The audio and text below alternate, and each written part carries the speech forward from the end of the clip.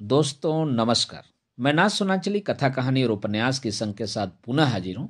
दोस्तों लीजिए सुनिए एक नया उपन्यास 12th फेल मतलब 12वीं फेल, जिसे लिखा है अनुराग पाठक ने।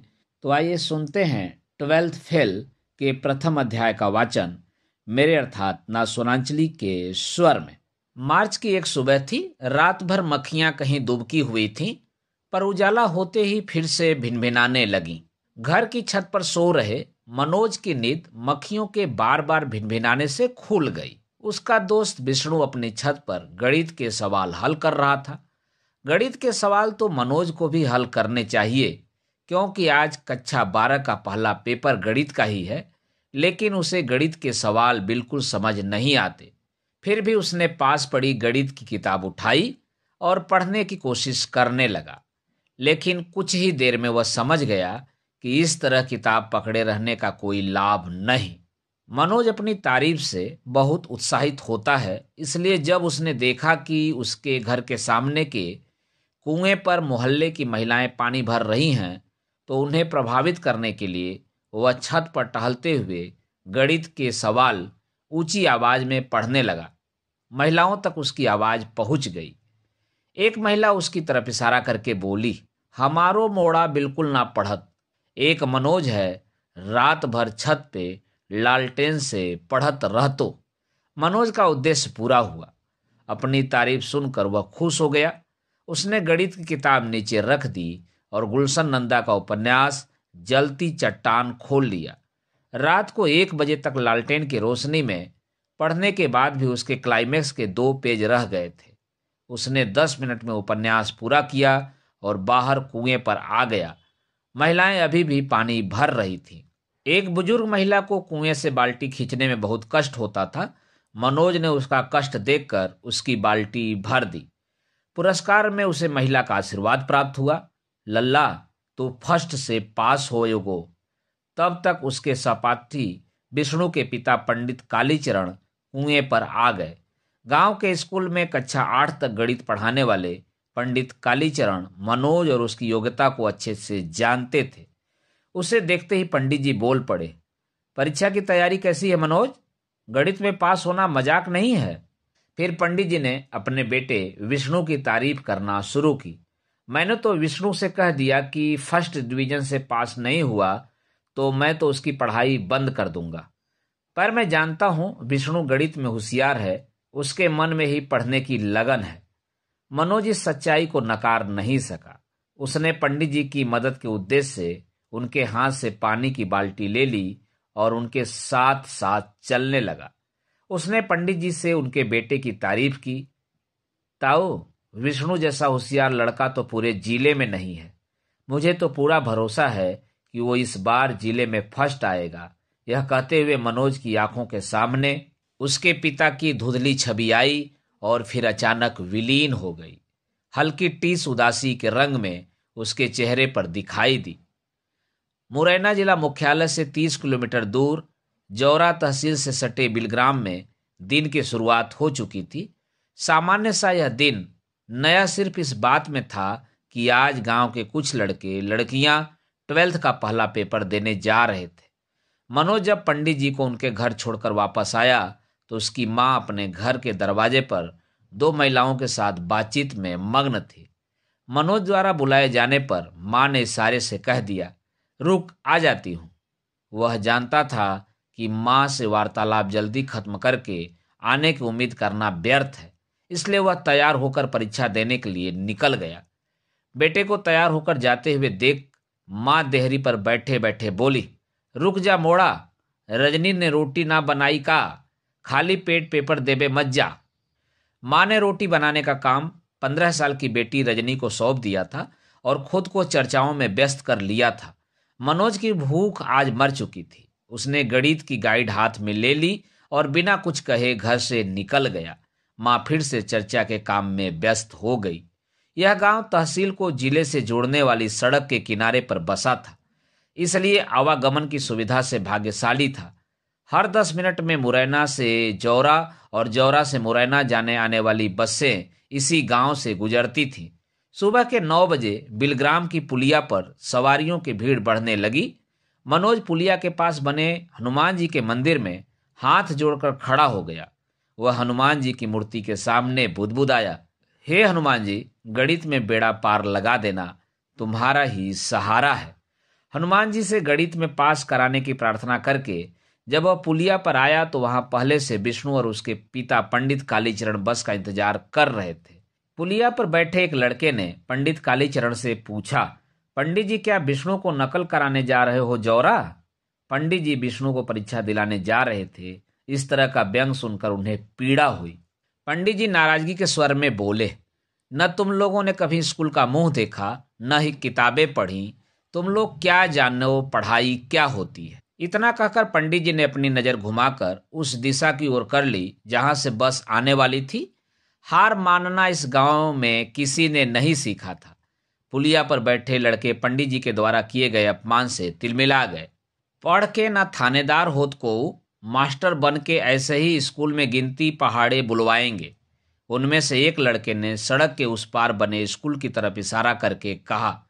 मनोज ने देखा कि माहौल बिगड़ रहा है तो उसने लड़कों से कहा, मास्टरी तो बड़ी नौकरी है, मेरी लग जाए तो मजा ही आ जाए, पर उसके लिए 12th पास करना जरूरी है। तुम कैसे करोगे मनोज? सुना है इस साल एसडीएम नकल नहीं होने देगा। एक दूसरे लड़के ने मनोज को नई जानकारी दी।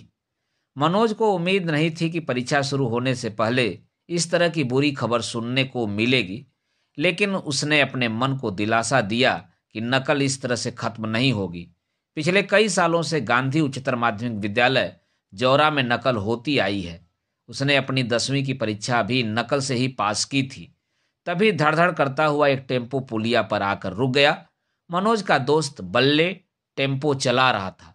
तभी टेम्पो के पीछे बालाजी बस सर्विस की 52 सीटर बस भी पुलिया पर आकर रुक गई। बस में लगभग 70 सवारियां भरी हुई थीं।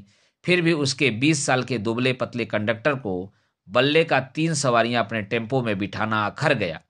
कंडक्टर ने बल्ले से दबंग और धमकी भरी आवाज में कहा, क्यों रे, कितनी सवारी बिठाएगा रे? 3 सवारी एक्स्ट्रा बिठाए, लड़ है, उतार बिने, बे मेरी सवारी हैं। पिछले कुछ महीनों से इस सड़क पर 3-4 टेम्पो चलने लगे थे। बस ऑपरेटर इस बढ़ती प्रतियोगिता से आहत थे। टेम्पो के कारण बसों को नुकसान होता था, इसलिए बस और टेम्पो के संघर्ष इस सड़क पर अब बढ़ने लगे थे। तू काम कर अपना, जे मेरा गांव है, बस ना चल पावेगी तेरी। बल्ले अपने गांव में शेर बन गया। लेकिन बालाजी बस का मालिक धन और राजनीति में ताकतवर था। आरटीओ और दरोगा सभी उसके इस प्रभाव को मानते थे, इसलिए उसका स्टाफ सीमा से अधिक सवारी ढोना अपना विशेषाधिकार मानता था। विवाद बढ़ता देख गांव के कुछ लोग भी टेम्पो के पास आ गए। गांव में एकता दिखाने का अच्छा मौका था यह। बस कंडक्टर अकेला पड़ गया। बस में बैठे ड्राइवर ने कंडक्टर को वापस बुला लिया था। अधेड़ उम्र के ड्राइवर ने अपने अनुभव से यह सीखा था कि जब किसी गांव में अकेले घिर जाओ तो वहां से भाग लेना ही सही रणनीति है। बाद में अपने इलाके में इस संघर्ष को घसीट कर लाने की कोशिश करनी चाहिए। कंडक्टर भुनभुनाता हुआ वापस बस में चला गया। कंडक्टर बस के गेट से लटकते हुए बल्ले को चेतावनी देते हुए चिल्लाया, जा सड़क पे टेम्पो चलाओ, भुला देंगे, होश में रहियो। इस चेतावनी का जवाब बल्ले ने भी ऊंची आवाज में दिया, गांव में से बस ना निकाल पाओगे, ध्यान रखियो। इतना कहकर बल्ले ने टेम्पो का टॉप गियर डाला और टेम्पो धड़ धड़ करता जौरा की ओर बढ़ गया। गांधी उच्चतर माध्यमिक विद्यालय के गेट के पास मनोज, विष्णु और पंडित कालीचरण उतर गए। मनोज और विष्णु स्कूल में चले गए और पंडित कालीचरण विष्णु को सुरक्षित स्कूल पहुंचाकर अपने किसी रिश्तेदार के घर की ओर रवाना हो गए। गांधी स्कूल के संचालक जगत सिंह ने बहुत मेहनत के बाद 12th बोर्ड परीक्षा का सेंटर अपने स्कूल में कराया था, जिस कारण उनके स्कूल में विद्यार्थियों की संख्या क्षमता से अधिक बढ़ गई थी। विद्यार्थियों के झुंड भय, आश्चर्य और आनंद के मिले जुले भाव के साथ स्कूल में प्रवेश कर रहे थे। संचालक जगत सिंह अपने कमरे की खिड़की से आशीर्वाद की नजरों से इन झुंडों को देख रहे थे। आज नकल कराने का जिम्मा गणित के शिक्षक दुबे जी पर था। नकल कराने के लिए प्रत्येक क्लास में जाना उनके लिए असुविधा का काम था, इसलिए स्कूल के मैदान में टेंट लगा दिया गया था। नीचे टाट पट्टियां बिछाई गई थीं जिस पर परीक्षार्थी बैठ गए थे। मनोज घंटी बजने का इंतजार करने लगा। घंटी बज गई, पेपर बंट गए। मनोज ने पेपर को जमीन पर रख दिया और सभी के साथ अपने गणित के सर दुबे जी का इंतजार करने लगा। दुबे जी ऑफिस में बैठकर प्रश्न पत्र हल कर रहे थे। एक प्रश्न हल करने के बाद उसे ब्लैक बोर्ड पर उतरवाना, फिर दूसरे उत्तर की सप्लाई करना मेहनत का काम था। अभी दुबे सर द्वारा दिया गया पहला उत्तर ब्लैक बोर्ड पर उतारा ही जा रहा था कि स्कूल के बाहर हलचल हुई। एक सफेद रंग की पीली बत्ती लगी बोलेरो स्कूल के कंपाउंड में आकर रुक गई। पुलिस की वर्दी में 5 सिपाही सीधे परीक्षा वाले मैदान में पहुंच गए। पुलिस को देखकर दुबे सर पहले तो हड़बड़ाए, फिर उन्हें लगा कि यह तो औपचारिक चेकिंग है जो हर साल पहले पेपर के दिन शासन द्वारा की जाती है। पर जब पुलिस के सिपाहियों ने लड़कों से गाइड, नकल की पर्चियां आदि लेकर एक बोरे में भरना शुरू किया तो दुबे को यह समझते देर नहीं लगी कि मामला गंभीर है। दुबे जी ने घबराहट में बीड़ी सुलगा ली। वह ब्लैक बोर्ड डस्टर से साफ कर भाग लिए और स्कूल के संचालक जगत सिंह के पीछे खड़े हो गए। सभी विद्यार्थियों को भरोसा था कि 10 मिनट की कवायद के बाद पुलिस चली जाएगी। उसके बाद उत्तरों की सप्लाई फिर से शुरू हो जाएगी। इसी भरोसे विद्यार्थियों ने धैर्य बनाए रखा था।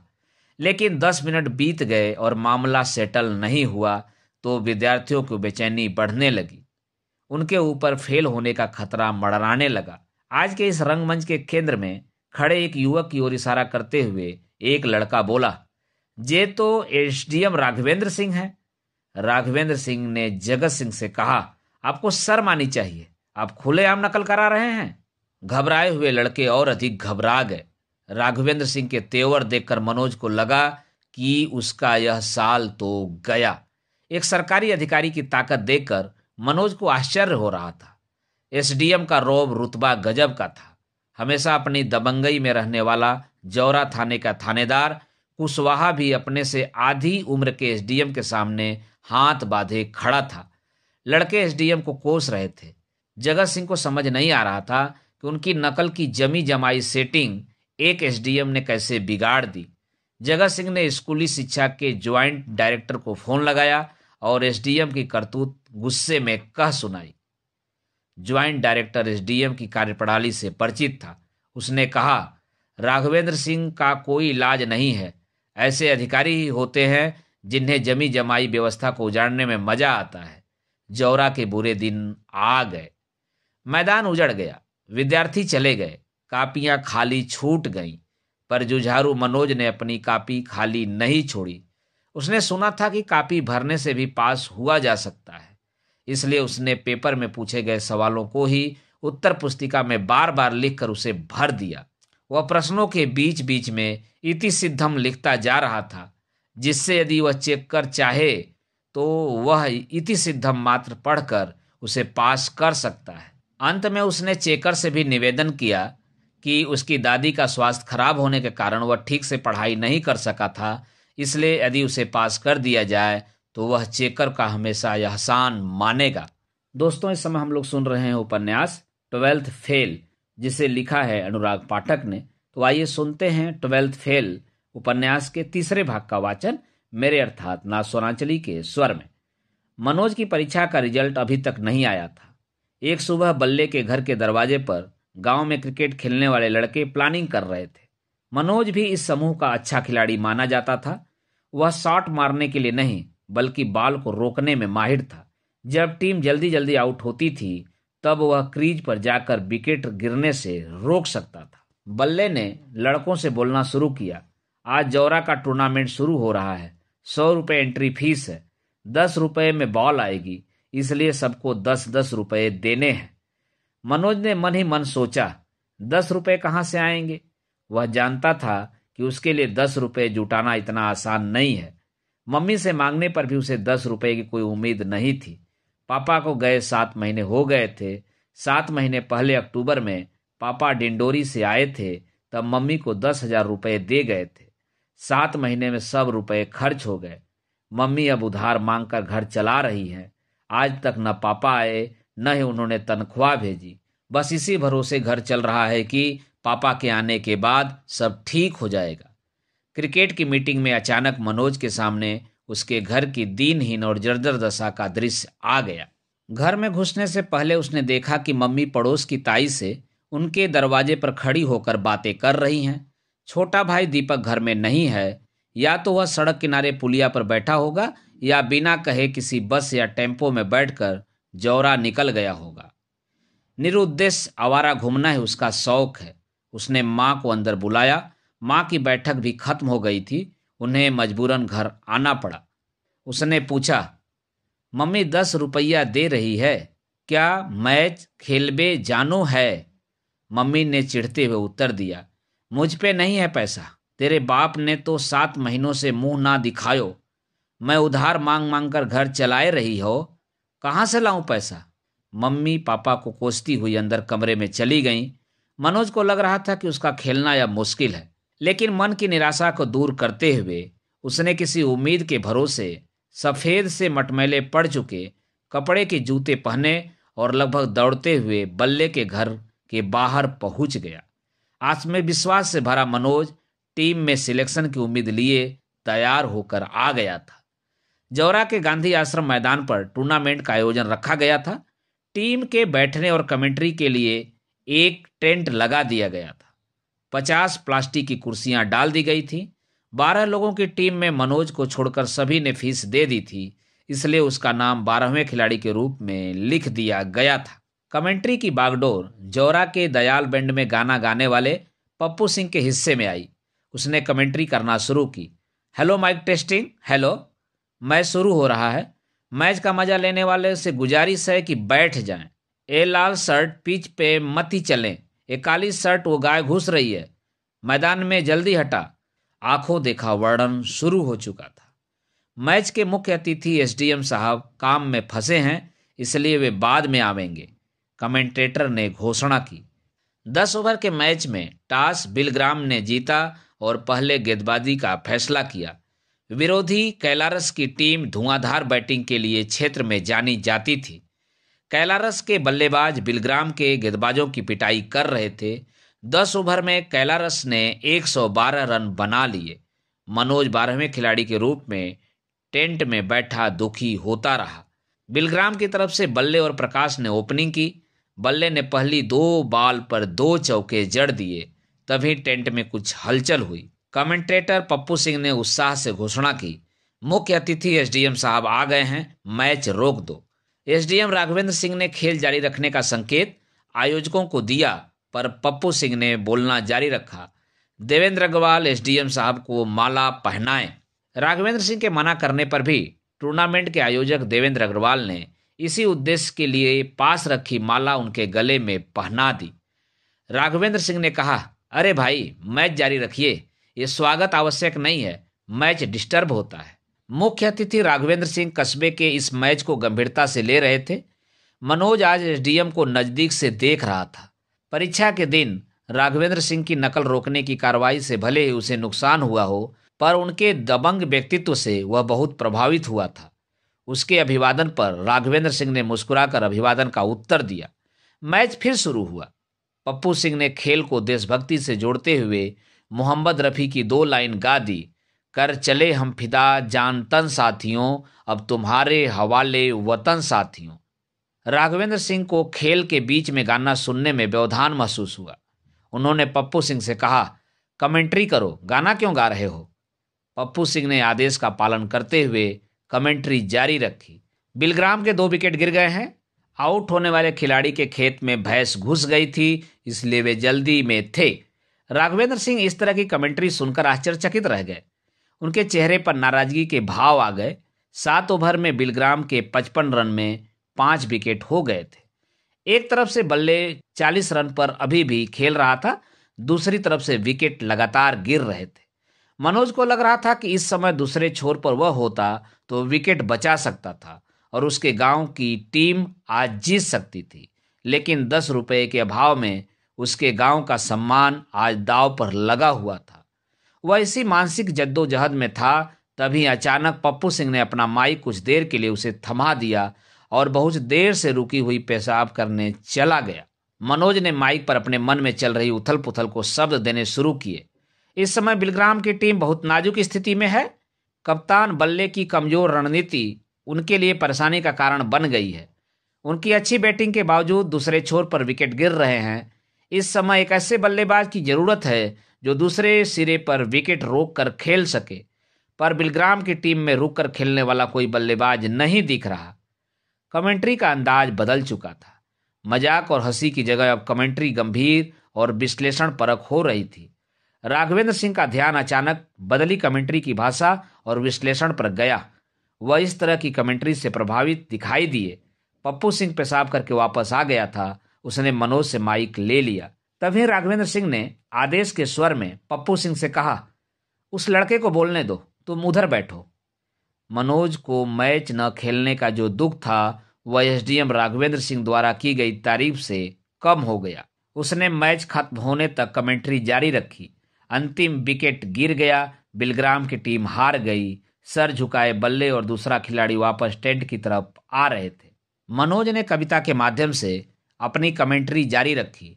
लहरों से डरकर नौका पार नहीं होती, कोशिश करने वालों की हार नहीं होती। बल्ले ने अपनी टीम को अकेले जिताने की भरपूर कोशिश की, इसलिए आज का मैच बल्ले के अकेले संघर्ष के लिए याद किया जाएगा।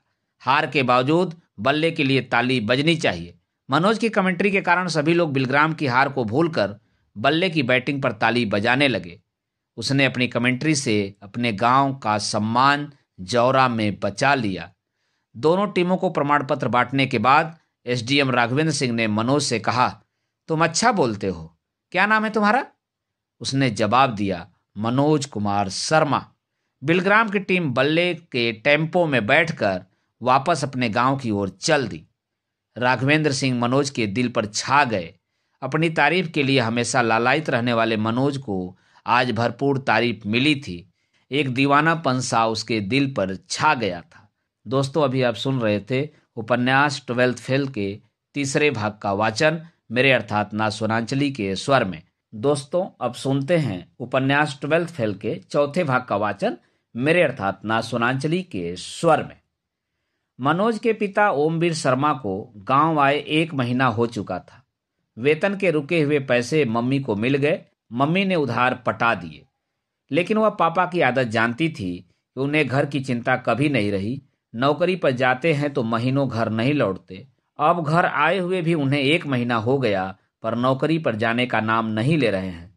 राज्य सरकार के कृषि विभाग में कृषि विस्तार अधिकारी के पद पर क्या इतनी छुट्टी मिलती है कि 1 महीना नौकरी पर न जाया जाए? मां ने एक दिन पिता से ऊंची आवाज में पूछ ही लिया, अब नौकरी पे कब जाओगे? पिता को नौकरी करने के अपने अंदाज पर किसी का हस्तक्षेप पसंद नहीं था।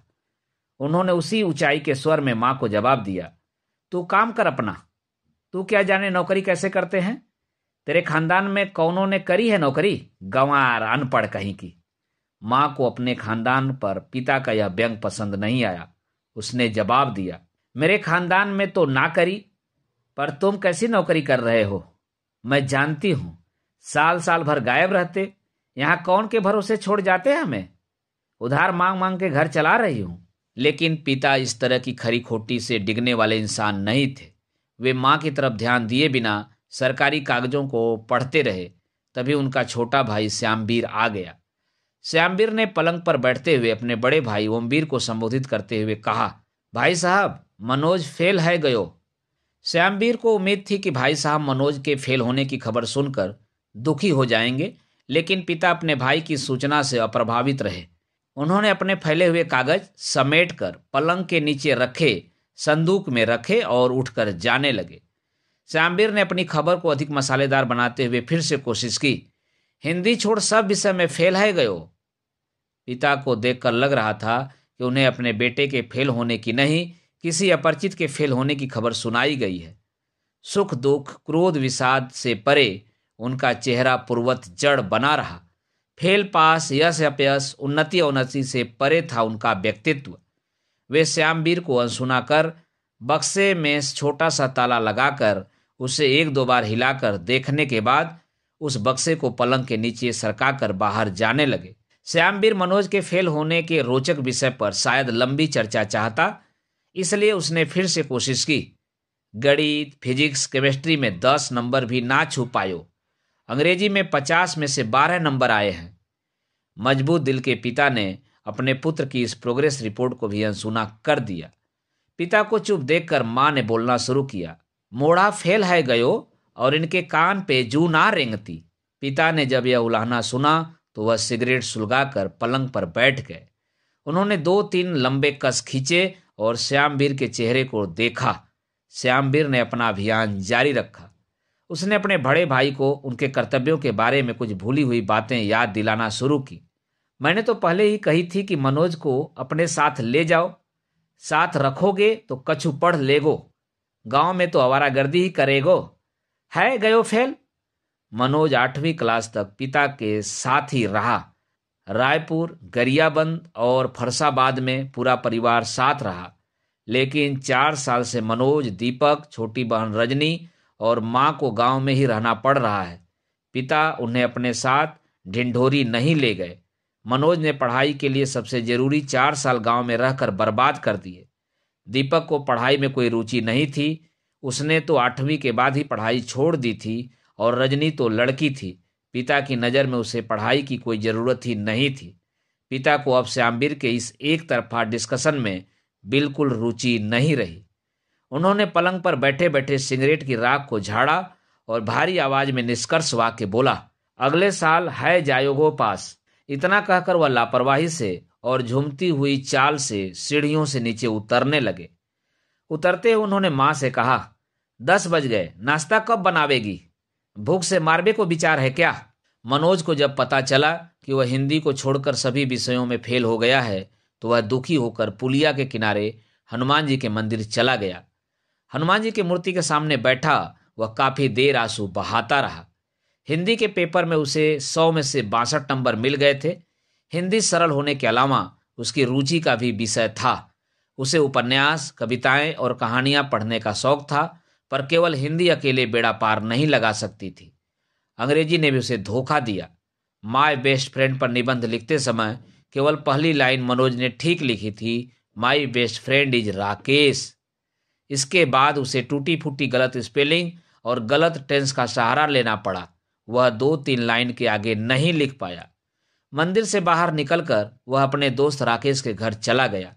दुखी मनोज को राकेश ने सांत्वना देते हुए कहा, अब तो दिन भर हैं गयो, कब तक मुंह लटकाए रहोगे? अगले साल पास है जायोगो। कुंभ को मेला नाने जो 12 साल बाद आयोगो। हर साल परीक्षा होएगी। विष्णु फर्स्ट डिवीजन से पास हो गया था। उसे अपने पास होने की खुशी थी, पर मनोज को सांत्वना देना उसकी मजबूरी थी। उसने मनोज से कहा, मैंने तो पहले ही कही थी कि पढ़ ले, नकल को कोई भरोसा ना है। मनोज ने विष्णु की समझाइश का उत्तर देते हुए कहा, मोह समझ ही न आते गणित के सवाल, कैसे पढ़ लूं? तीनों मित्र बातें करते करते मनोज के दरवाजे के सामने कुएं पर पहुंच गए। कुएं पर महिलाएं पानी भर रही थी। बूढ़ी महिला ने मनोज से कहा, ए लल्ला तू आ गए, नेकू बाल्टी खींची दे। मनोज ने बाल्टी खींच दी।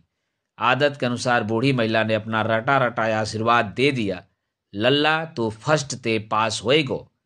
मनोज ने आशीर्वाद सुना तो निराश फीकी हंसी उसके होठों पर आ गई। तब तक उसके चाचा श्यामवीर कुएं के पास आ चुके थे। उन्होंने भी बुढ़िया का दिया आशीर्वाद सुन लिया। उनसे नहीं रहा गया। उन्होंने अपनी आवाज को तेज करते हुए सुनाना प्रारंभ किया, जिससे आसपास खड़े ज्यादा से ज्यादा लोग सुन सकें। अरे ताई, अब का फर्स्ट आवेगो? मनोज तो पास ना हो पायो, फर्स्ट की तो बात ही दूर। वहां खड़े सभी लोगों ने श्यामवीर द्वारा दी गई जानकारी को सुन लिया था। मनोज अपने इस सार्वजनिक अपमान से आहत हो गया। राकेश के दिमाग में बहुत देर से एक बात रुकी हुई थी। उसने कहा, मैं तो कह रहा हूं पढ़ाई लिखाई में अब कछु ना धरो, BA MA चप्पल चटका रहे हैं। मनोज तू तो कोई काम धंधो शुरू कर दे। मनोज को राकेश का विचार अच्छा लगा, पर वह अपने घर की आर्थिक स्थिति जानता था। राकेश धंधे के लिए लाखों रुपए चाहिए, कहाँ से आएंगे? निराश और अनिश्चित मनोज अपने घर पहुंच गया। छोटा भाई दीपक सुबह से गायब था। माँ अपने छोटे बेटे के इस तरह गायब होने से परेशान थी। माँ ने पिता से दीपक के अब तक न घर आने की चिंता व्यक्त की। सवेरे आ जाएगो, परेशान न हो तू, रोटी बना। इतना कहकर पिता निश्चिंत भाव से छत पर टहलने चले गए। अगले दिन सुबह 7 बजे दीपक घर आ गया।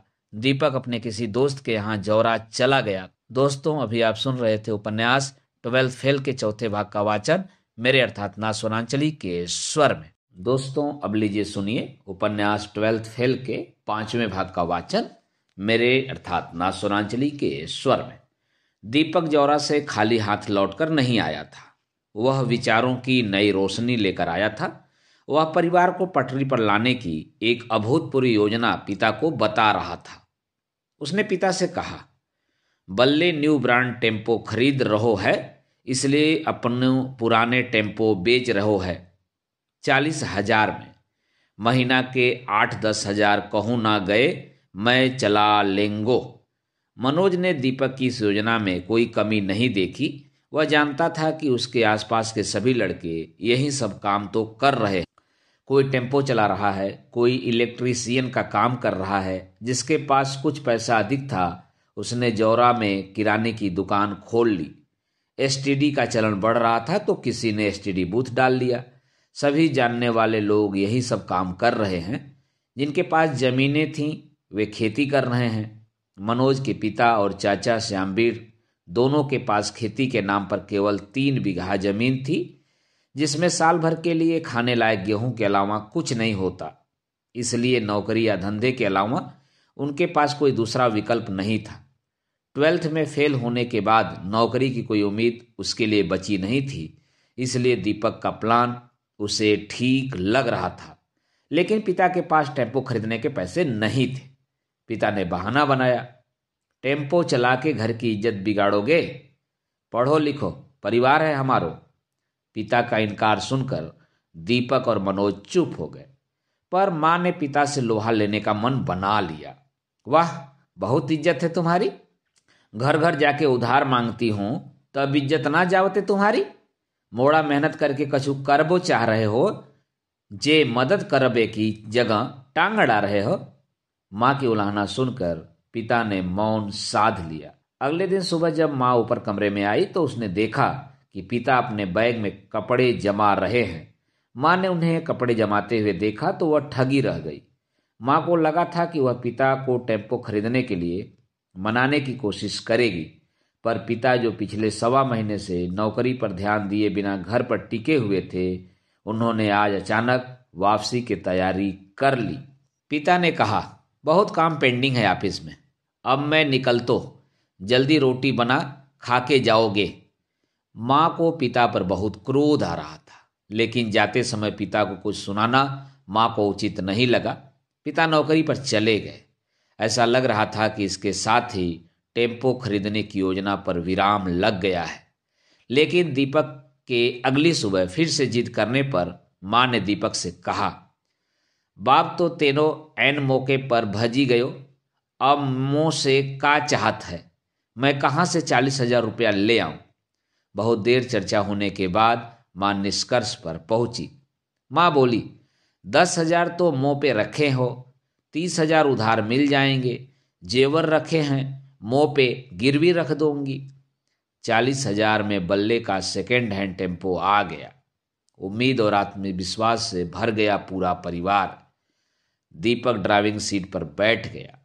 किराया इकट्ठा करने की जिम्मेदारी कंडक्टर का पद संभालने वाले मनोज को मिली। अपने गांव से निकलते ही 5 सवारियां मुरैना को मिल गईं। टेम्पो मुरैना की ओर बढ़ चला। मनोज ने नई जिम्मेदारी को जोश के साथ निभाना शुरू किया। उसने सवारियों को आकर्षित करने के लिए आवाज लगाना शुरू किया, छैरा बागचीनी मुरैना। व्यवसाय की शुरुआत अच्छी रही। रात को घर आकर मनोज ने आज की कमाई के 200 रुपये माँ को दे दिए। माँ दोनों बच्चों को इस तरह पैसे कमाकर लाने के कारण भावुक हो गई। दिन भर की मेहनत के बाद मनोज का चेहरा रूखा हो गया, बाल धूल से सन गए, शर्ट मटमैली हो गई, होठ पपड़ा गए। बच्चों की हालत देखकर माँ की आंखों में आंसू आ गए। मनोज ने माँ को रोते हुए देखा तो उसने माँ को गले लगा लिया। उसने माँ से कहा, चिंता क्या कर रही है, अब तेरे मोड़ा कमाने लगे हैं। लगभग 1 महीने तक टेम्पो चलता रहा। रोज शाम को 200-250 रुपये दोनों बेटे कमा कर लाते रहे। माँ को लगा यदि इसी तरह टेम्पो चलता रहा तो जल्दी ही उधार पटा दिया जाएगा, फिर 1-2 साल में नया टेम्पो ले लेंगे। पिता की अनदेखी के कारण माँ को अपने बच्चों से उम्मीद थी कि उनकी मेहनत से यह घर फिर से पटरी पर आ जाएगा। आज टेम्पो जैसे ही बागचीनी चौराहे पर पहुंचा, वहां पुलिस की चेकिंग चल रही थी। सिपाही ने मनोज को टेम्पो साइड में लगाने का आदेश दिया। मनोज ने लाइसेंस और रजिस्ट्रेशन दिखाते हुए सिपाही से पूछा, क्या बात है दीवान जी, हमें क्यों रोका है? कागज तो पूरे हैं टेम्पो के। सिपाही ने कहा, थानेदार साहब का आदेश है, उनसे जाकर पूछो। सिपाही टेम्पो को स्टार्ट कर 200 मीटर दूर सड़क के किनारे बने बागचीनी थाने में ले जाने लगा। मनोज और दीपक टेम्पो के पीछे दौड़ लगा रहे थे। तभी पास से बालाजी बस सर्विस की बस निकली। उसका कंडक्टर दरवाजे से अपना सर निकालकर जोर से चिल्लाया, का रे, कही थी ना कि जा रोड पे टेम्पो चलाओ, भुलवा देंगो, अब चला टेम्पो। यह वही कंडक्टर था जिसका झगड़ा बल्ले से हुआ था। वह टेम्पो को पहचान गया था। मनोज ने जब उस कंडक्टर की बात सुनी तो समझ गया कि वे लोग बस ऑपरेटरों के षड्यंत्र का शिकार हो गए। थानेदार 55 साल का पका हुआ थानेदार था। वह अपने कमरे में कुर्सी पर बैठा हुआ था। डरते हुए मनोज ने थानेदार से कहा, सर, मेरे टेम्पो के सारे कागज सही हैं, फिर भी टेम्पो को थाने में बंद कर दिया है। थानेदार ने दीवान को आदेश दिया, दीवान जी, बाहर फरियादी बैठा है, उसे ले आओ। दीवान एक 20 साल के युवक के पास वापस आ गया। रात के अंधेरे में सेंधमारी करने वाले इस युवक का नाम दिनेश था, जो कि पुलिस का मुखबिर भी था। थानेदार यादव ने दिनेश को कई कामों के लिए रखा था। बदले में उसे सेंधमारी करने का विशेषाधिकार दिया था। थानेदार ने दिनेश से पूछा, बता दिनेश, क्या फरियाद लेकर आया है? दिनेश ने जैसे रटा हुआ वाक्य बोलना शुरू किया, सर, मैं और मेरा दोस्त मोटरसाइकिल से जा रहे थे। पीछे से इसके टेम्पो ने टक्कर मार दी। मेरा दोस्त जमीन पर गिरकर बेहोश हो गया। उसको बागचीनी के ही प्राथमिक स्वास्थ्य केंद्र में भर्ती करके आपके पास आया हूं। थानेदार ने मनोज को देखकर कहना शुरू किया, सुन लिया तूने? एक तो सड़क पर एक्सीडेंट करता है, ऊपर से जवान चलाता है। मनोज रुआसा होते हुए बोला, सर, ये आदमी झूठ बोल रहा है, हमसे कोई एक्सीडेंट नहीं हुआ। थानेदार वो अपने असली रूप में आ चुका था। चुप साले, जवान चलाता है, बंद करो दोनों को अंदर। जेल में सड़ोगे तब पता चलेगा कि एक्सीडेंट किया है कि नहीं। बालाजी बस सर्विस के मालिक से प्राप्त फीस के बदले थानेदार ने अपना बखूबी काम कर दिया था। मनोज और दीपक के पैरों तले जमीन खिसक गई। दोनों के आंसू बहने लगे, पर थानेदार नहीं पसीजा। दोनों को दीवान ने लाकअप में बंद कर दिया। मनोज और दीपक का रो रो कर बुरा हाल हो रहा था। दोनों डर के मारे कांप रहे थे। उन्हें समझ नहीं आ रहा था कि अब कहाँ जाएं, किससे मदद मांगें। 2 घंटे बाद दीवान ने मनोज से कहा, तुम दोनों को रात भर थाने में बंद नहीं कर रहे हैं, यही गनीमत है। थानेदार साहब बहुत रहमदिल हैं, अब जाओ, लेकिन अब यह टेम्पो तो कोर्ट से ही मिलेगा। दोनों अपनी जान बचाकर भागे। दोनों का पुलिस से यह पहला सामना था। दोनों भाई रोते हुए सड़क पर पैदल जा रहे थे। पीछे थाना छूट गया था। उनके लिए थाना रक्षक नहीं भक्षक बना था।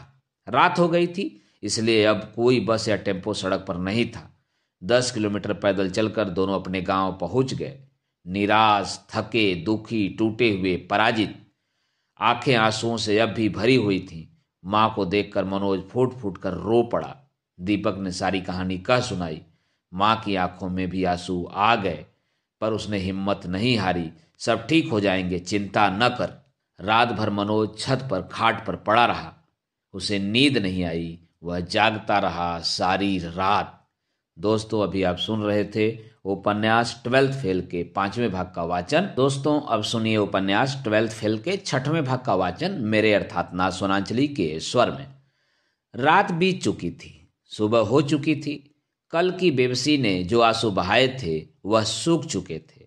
जिन सपनों को लेकर नया व्यवसाय शुरू किया गया था वह सपना टूट गया था। पिछले 1 महीने में आर्थिक रूप से बिखरे हुए परिवार को एक दिशा देने की कोशिश की गई थी। उम्मीद बन रही थी, पर अचानक सब धराशाही हो गया। मनोज चाहता था कि कोई उसके मन में उमड़ घुमड़ रहे तूफान को थाम ले। वह अपने दोस्त राकेश के घर चला गया। उसने बिना भूमिका के अपने मन की दुविधा को राकेश से कहना शुरू किया। जो लोग मेहनत करके ईमानदारी से 2 वक्त की रोटी कमाना चाहते हैं उनको ही पकड़ के थाने में बंद कर दिया जाता है। पुलिस ऐसा सलूक करती है जैसे हम चोर लुटेरे हों। जिसके पास 5-5 बसें हैं, पैसा है, क्या सड़क उनके बाप की है? गरीब अपना टेम्पो न चलाए? इतना कहकर मनोज ने राकेश को कल की पूरी कहानी कह सुनाई। राकेश ने मनोज को अधिक गंभीर होते हुए देखा तो वह माहौल को हल्का करने की कोशिश करने लगा। कोई नई बात बता, जे तो सब जानते, आज तेरे साथ घटना घट गई तो तू परेशान है?